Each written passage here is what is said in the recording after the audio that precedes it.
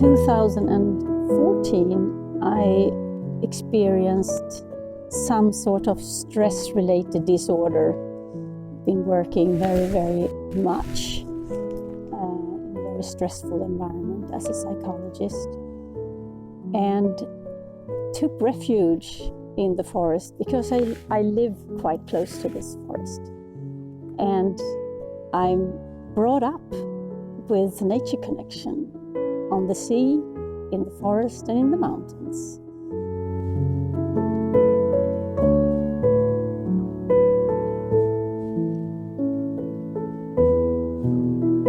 And usually spent a lot of time by myself as a child, just roaming and connecting, even though at that time I didn't know that that was what I was doing. It felt absolutely natural to me. So there was a pull from the inside, sort of a calling, I could maybe say now afterwards, to return to the forest. So I did.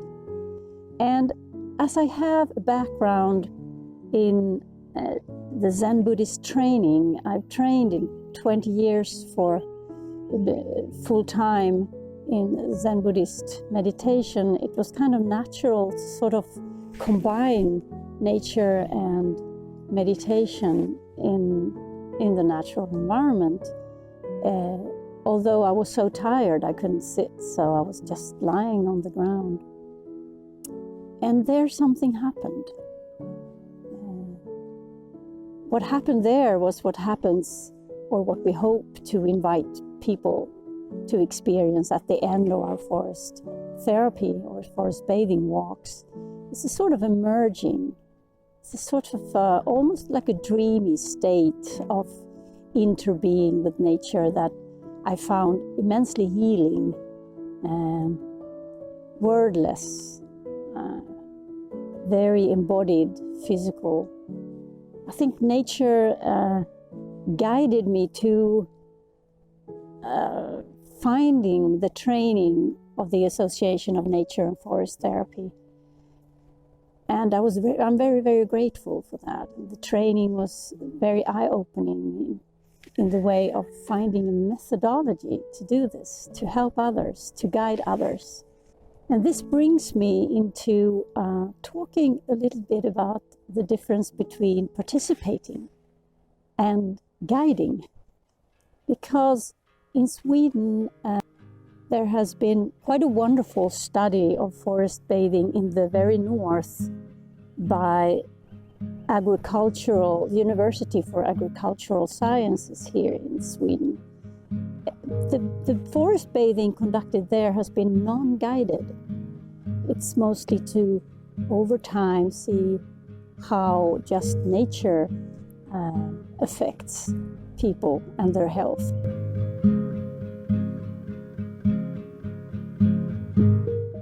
Now, in the methodology, the Scandinavian forest therapy, the methodology of the guide is very sort of controlled, or sort of we have underfunctions to everything we do. That is, while you train, it can become quite technical, but over time it becomes seamless. But you know exactly what you're doing, you know why you are introducing your participants into a very particular phase in order to bring them into this sort of merging or deeper relationship with nature.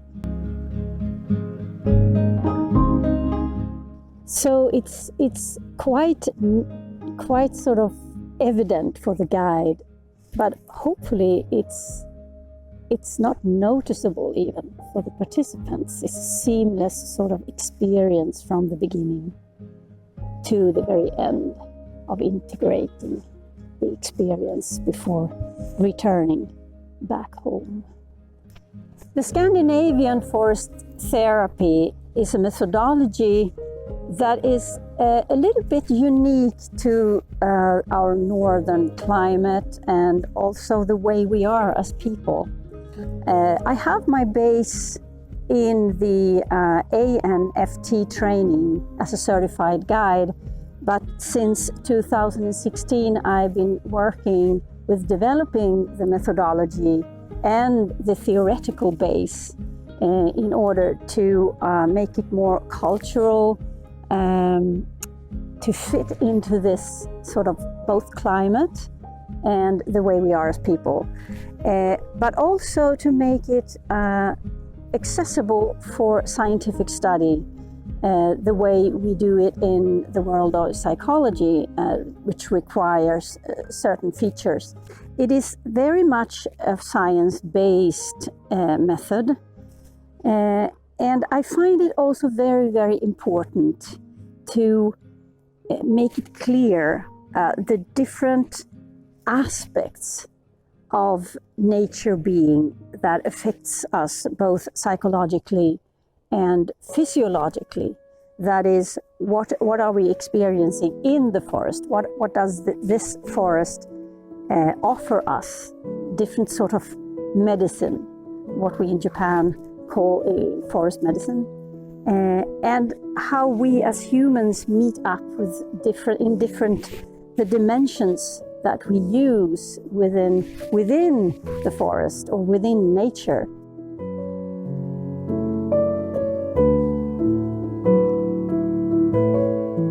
So this is the particular way that this methodology explains what we are doing. In the Scandinavian Nature and Forest Therapy Institute, I train guides. It's a 4-month training with all these aspects and models and theoretical basis.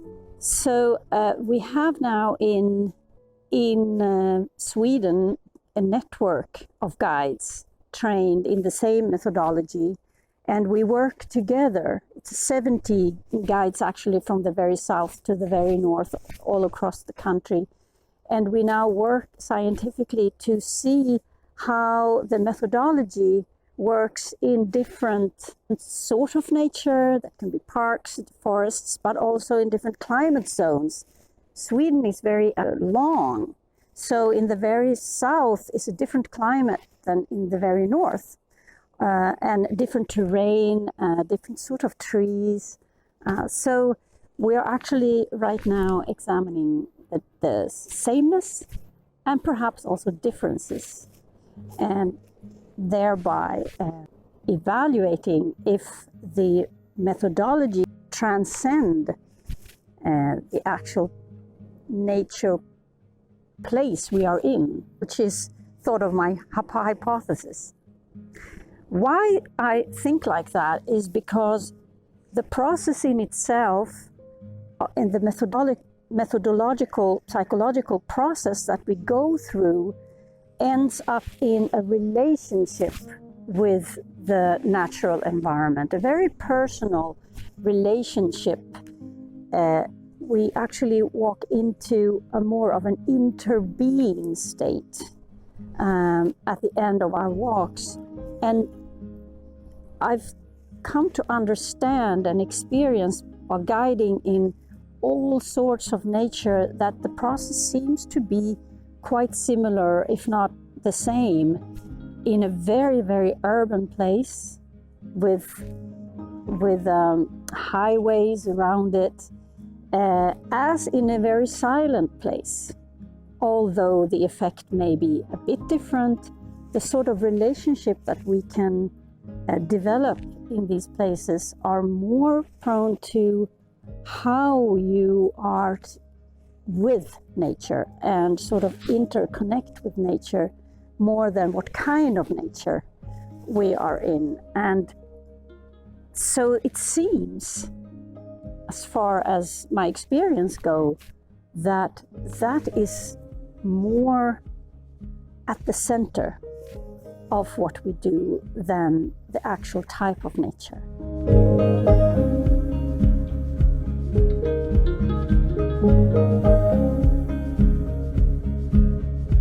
Who is the guide in the Scandinavian methodology? Well, the guide is sort of giving voice to nature. As we can look around here, it's just crowded with invitations. We can touch, we can smell, we can taste, we can connect, there's endless of invitations. So as a guide, for a participant that is quite separated perhaps from nature or doesn't view or connect to nature this way, perhaps a guide just needs to voice what's available, what the forest or nature actually invites them to experience. So my role as a guide is more of being a voice and then getting out of the way for the participant to connect themselves in their own way, in their own manner. That is not for me to say. So when I speak of the methodology to be quite technical, that's just sort of the scaffolding of the walk that is technical.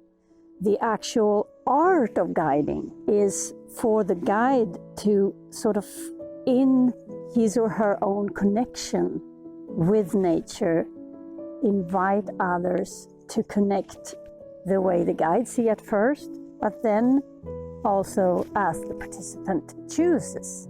So our invitations are in a way very, very open. It's sort of technical yet very open. That's why we, as the other traditions also call it an art of guiding. It's a merging of technique, your own nature connection, as well as working together with nature.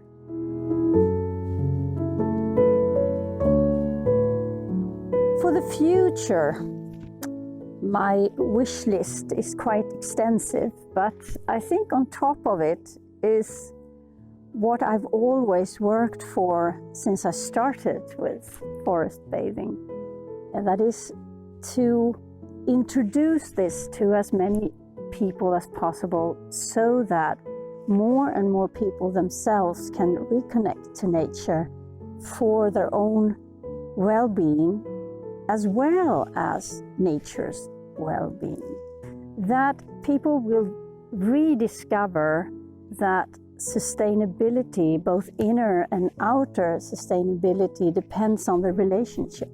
Recently, there was a study conducted on the Scandinavian methodology from the Resilience Center of Stockholm.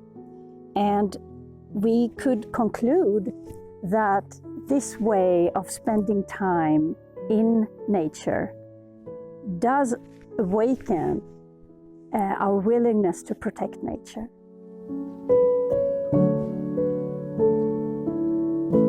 On another hand, I would naturally like decision makers to sort of understand that this is really something that we could implement into the regimes of healthcare generally through prescriptions, nature prescriptions, for example. There is in Sweden a project in the north where they actually try this now, nature prescription, and it seems to be very successful. But there is, of course, a very big help for people if they know what they're going to do outside.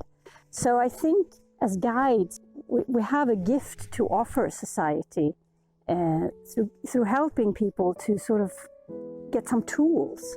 If you do, let's say, these 5 keys that I've developed for forest bathing, if you can use them and know how to do it, you can reconnect yourself to nature. So to combining nature prescriptions with sort of a few forest bathing walks, for example, I think that would be sort of a dream come true